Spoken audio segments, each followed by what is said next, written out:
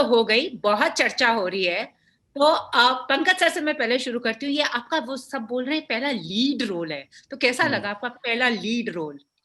बहुत अच्छा लग रहा है। मतलब मैं कोरोना वैक्सीन की तरह लग रहा है कि अब अब मैं अमर हो गया। नहीं, कुछ नहीं, मैं मजाक कर रहा था। अच्छा लग रहा है मेरे लिए तो। 10 मिनट का रोल भी लीड ही रोल होता है।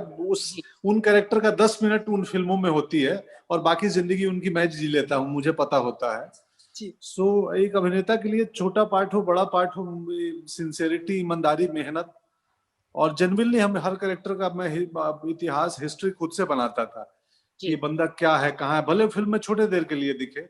कई बार मैं किसी कैरेक्टर की हिस्ट्री बना के आता था, वो डायरेक्टर को भी पता नहीं होता था कि ये क्या सोच के आया है। मैं कुछ किया, उनको ठीक लग गया, लेकिन मैं उसके पहले का भी सोच के आता था जी। वो अपने प्रैक्टिस के लिए, वो अपने आनंद के लिए। सो यस, ये आधिकारिक रूप से लीड रोल है, जो फिजिकल रूप से है, जिसमें दिखता है पूरे कहानी में हर जगह है ये मौजूद। जी। तो अच्छा लग रहा है, बेहद अच्छा लग रहा है। और उससे ज्यादा अच्छा इस बात को लग रहा है कि लोग देख रहे हैं, पसंद कर रहे हैं, और कागज की रीच वहां तक हुई है जहां तक आमतौर पे मेरी उन फिल्मों की होती थी रीच जो थोड़ी कमर्शियल होती थी। थोड़ी नहीं, ज्यादा कमर्शियल होती थी। तो मैं वहां तक कागज की रीच हुई है कि कागज सिर्फ एक इंडिपेंडेंट, और ये नहीं, कागज एक्चुअल में मैसेज तक, जनता तक पहुंची है, जिसका प्रमाण है कि तमिल में, तेलुगु में, असमिया में, बंगला में, सारी लैंग्वेज में अलग अलग लोगों ने, कॉमन मैन ने, यूट्यूबर जो है या यूट्यूब पे रिव्यू करके डाले हैं। इट मीन्स उन तक पहुंचती है, देखी है। अब मुझे कल दिखा यूट्यूब पे कोई बंदा एक जुग जुग जियो गाने का वो कवर गा के डाला है। तो ये तो अलग ही है। तो व्यावसायिक फिल्मों में होती है कि लोग गाने का कॉपी करते हैं। जी जी जी जी जी जी जी। सतीश सब वैसे सच्ची घटना पे आधारित है, तो आपको आजकल तो ऐसे कह भी जा रहे हैं ना, ह्यूमन बीइंग्स तो डेटा ही बन गए हैं, we are all data which are being manipulated. But यहाँ पर ही is a dead man walking, literally अपने वजूद को ढूंढ रहा है। What was it about that story that appealed to you? देखिए, आपने बड़ी अच्छी लाइन खुद ही बोल दी है ना, अपने वजूद को ढूंढ रहा है। आप देखो, चाहे ये भरतलाल का कैरेक्टर हो, या हम में से कोई भी आदमी हो, वो हमेशा जद्दोजहद उसकी अपने वजूद को ढूंढने की होती है। तो मेरे को लगता है कि इससे बड़ा कोई सब्जेक्ट है नहीं, टू फाइंड योर एग्जिस्टेंस। अब एग्जिस्टेंस तो भरतलाल की कहानी तो ये थी, तो उसको कागज पे अपने नाम को एग्जिस्ट कराना था। लेकिन देखा जाए तो हम हर क्षेत्र के अंदर अपनी एग्जिस्टेंस की बात करते हैं ना, वो चाहे पॉलिटिक्स हो, चाहे हमारे करियर्स हो, चाहे हमारी फैमिली हो, चाहे हमारे रिश्ते हो, या हमारा कुछ भी काम हो, मतलब उसमें हम अपने वजूद को ढूंढते ढूंढते रहना जो है, वो हमारी जिंदगी का एक बहुत बड़ा मुहिम होता है असल में। तो आई थिंक इससे बड़ा सब्जेक्ट हो नहीं सकता था। तो ये जो सब्जेक्ट सेलेक्ट किया गया, वो इसलिए भी किया गया कि एक व्यक्ति विशेष की, एक पर्टिकुलर आदमी की बहुत ही जबरदस्त ऐसी गाथा थी जो कि दिल को दहलाने वाली थी, जो कि बड़ी क्वर्की थी, फनी थी, बड़ी इंस्पायरिंग थी। और मतलब है ना, दूसरों को सीख देने के लिए कि जिंदगी में कभी भी हार मानना जो है ना, वो आपके लिए कभी नहीं, इंसान के लिए नहीं हो सकता। हार मानना जो है, वो इंसान के लिए बना ही नहीं असल में। तो वो जो लोग इस सोच से चलते हैं ना, वो जिंदगी को जीतते हैं, और जिंदगी में कुछ ना कुछ जरूर हासिल करते हैं। और भगवान भी उनको इसीलिए देता है, ताकि वो जिस किसी ने सही बोला है ना, हार तो तब होती है जब आप हार मान लेते हो, यू नो। ठीक है ना, आपने हार मान ली। लेकिन ये इतनी इंस्पायरिंग स्टोरी थी, तो यही चीज मेरे को बहुत पसंद आई थी, और यही लोगों तक पहुंची है। जो पंकज ने बोला ना कि आज ये फिल्म जो है मास, मतलब क्योंकि मैं तो कमर्शियल फिल्मों का हिस्सा रहा हूँ, और मैंने तो हमेशा ऐसी फिल्में बनाई हैं जो लोगों तक बहुत पर ये फिल्म क्या, एक आर्ट और कॉमर्स का जबरदस्त कॉम्बिनेशन, कि एक बहुत ही अनयूजुअल कहानी, और उसको कहने का बयान जो है, वो बिल्कुल एक ऐसे कमर्शियल सिनेमा के थ्रू जो लोगों तक पहुंचे, किसी को सोचने को ऐसा न करे कि उनके सर से कोई बात निकल गई है। और मैं इस तरह का आदमी हूं भी नहीं। मैंने तो अपनी परफॉर्मेंस हो या फिल्में हो, हमेशा ऐसी फिल्में बनाई हैं या ऐसे रोल्स किए जो लोगों तक पहुंचे। तो ये फिल्म का इतना पहुंचना, इतना बड़ा हिट होना, इतना बड़ा सक्सेसफुल होना, मतलब आज ZEE5 के थ्रू इतने देशों में पहुंच जाना, ये तो पंकज गांव की बात कर रहा है। मेरे को तो फ्रांस से फोन आए हैं, मुझे तो ऑस्ट्रेलिया से फोन आया, न्यूजीलैंड से फोन आए, लंदन से फोन आए हैं, शबाना ने तो मेरे को लंदन में, उसने फिल्म देखी थी और लंदन में फिल्म देख करके मेरे को शबाना आजमी ने इतना जबरदस्त मैसेज भेजा था। तो लोगों ने विश्व भर में देखा, और वो OTT का पावर भी है, वो ZEE5 प्लेटफॉर्म का पावर भी है, और ZEE5 की हिस्ट्री की भी ये बहुत सबसे बड़ी पिक्चर है असल में। अब तक की जितनी पिक्चरें बनी है, जो कागज जो है वो one of the biggest hits है। तो ये शायद ये सब्जेक्ट था, ये पंकज का, मेरी सोच थी, पंकज का परफॉर्मेंस था, जो लोगों के दिल तक पहुंच गया। जी सर, जी। और पंकज सर, एक चीज बताइए, जब इस कैरेक्टर के बारे में आपको क्या, जब आपने पढ़ी ये script, what was it about the character that struck you? आपने कभी लाइफ में ऐसे कुछ इंस्टेंस सुना हो दैट आप रेजोनेट कर सके, या आपके साथ अगर ऐसा कहो कि हम ढूंढ रहे हैं अपने आप को? वो वही है ना कि एक चीज जो, जैसे सर को ये 15-16 साल पहले से ये कहानी उनके पास थी और वो फिल्म बनाना चाहते थे इस सब्जेक्ट पे। जी। तो वैसे ही भरतलाल जी को मतलब लाल बिहारी जी को 17-18 साल लगे अपनी आइडेंटिटी को साबित करने में, वजूद इस फिल्म को बनाने में 17-18 साल लगे। मोरलेस वैसे ही मैं अभिनेता बनना चाहता था, अभिनेता बनने के लिए मुंबई आया था और थिएटर किया था, और 17-18 साल मुझे भी अपने वजूद को साबित करने में लगे कि मैं अभिनेता हूँ, मैं एक्टर हूँ, या मैं एक्टिंग कर सकता हूँ। तो मुझे आइडेंटिटी, पहचान बनानी थी एक्टर की। तो जब पहचान की लड़ाई हो तो समहाउ कहीं ना कहीं आप रिलेट करते हैं कि हम सब वो लड़ाई जिंदगी में कर ही रहे हैं जी। तो इसलिए वो मुझे कनेक्ट हुआ। और प्लस चूंकि मैं भाषाई स्तर पे जो एक जो सामाजिक सोशल कॉन्फ्लिक्ट होता, जहाँ की ये कहानी है पूर्वांचल, मैं उसी इलाके का हूँ, तो मेरे लिए रहन खान पान, जीना, समस्याएं, मुश्किलें इस कहानी की मुझे पता थी, मैं उसी माहौल से आया हूँ।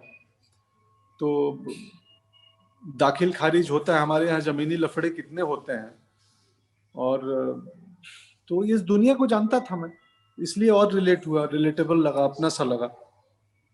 और ये वो मौका था जो कि मुझे अभिनेता साबित करना है, और तो ये मौका है। जी जी।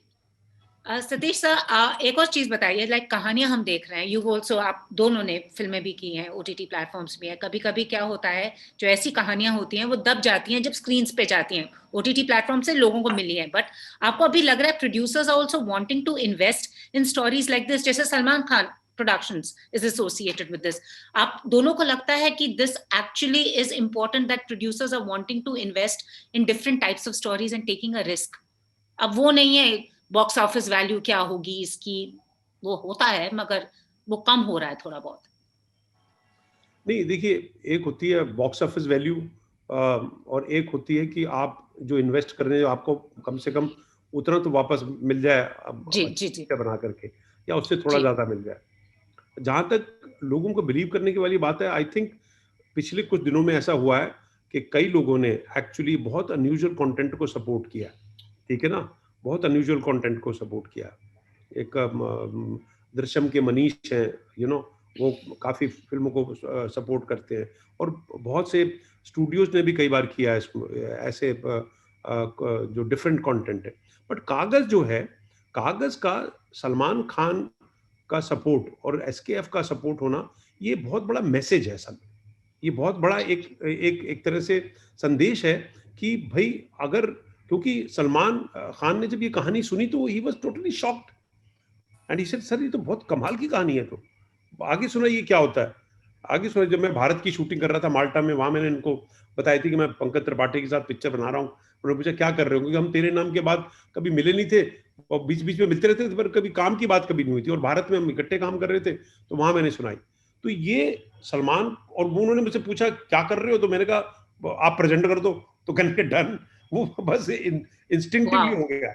और उसके बाद उन्होंने बॉम्बे आकर के 2.5 घंटे दिए, अपने घर में बैठ के 2.5 घंटे पूरे हमारे राइटर्स से कहानी सुनी, तो वो सुनने के बाद he again said that I am doing this picture, तब भी उनके पास टाइम था कि निकल सकते थे पिक्चर से, चलो मैंने वहां सुनी थी यार, अभी क्या, पर 2.5 घंटे की नरेशन सुनी उन्होंने। तो this is a very good message to people, specially big stars, that they have the resources, they have the contents, to actually support a great content, you know, कि बाकी लोग आए।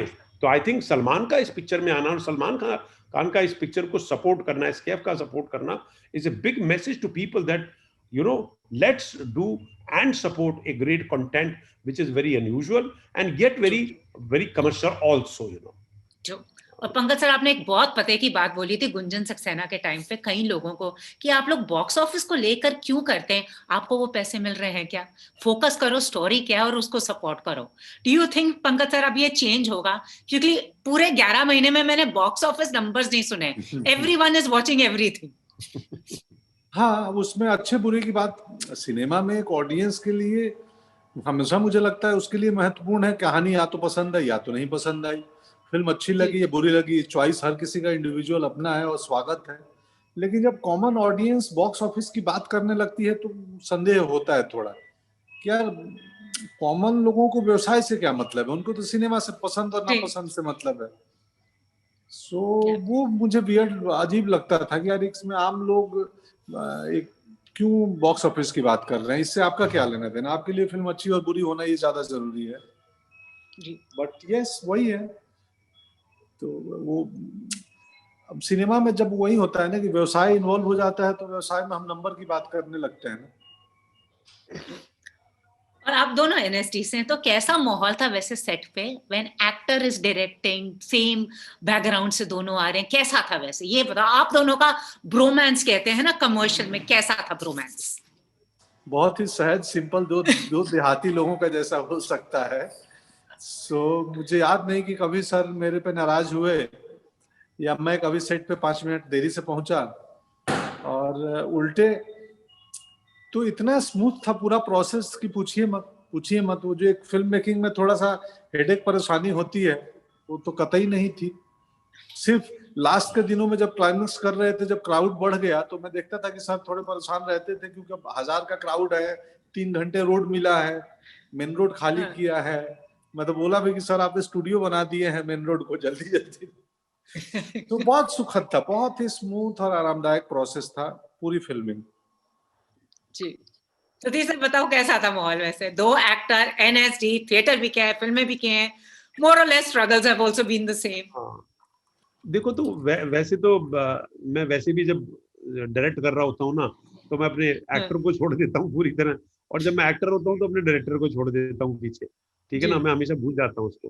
तो और स्पेशली मतलब मेरा और पंकज का जो रिलेशनशिप रहा, ब्रोमांस जिसे बोल सकते हैं आप, बात सही बोल रहे हैं, ब्रोमांस, वो ब्रोमांस ही था बिकॉज इतना एबल एक्टर है, नेशनल स्कूल ऑफ ड्रामा का मेरा जूनियर है, उसको मेरी समझ का पता है, मेरे को उसकी समझ का पता है, एक दूसरे के काम की रिस्पेक्ट है, यू नो, एक दूसरे के काम की रिस्पेक्ट है।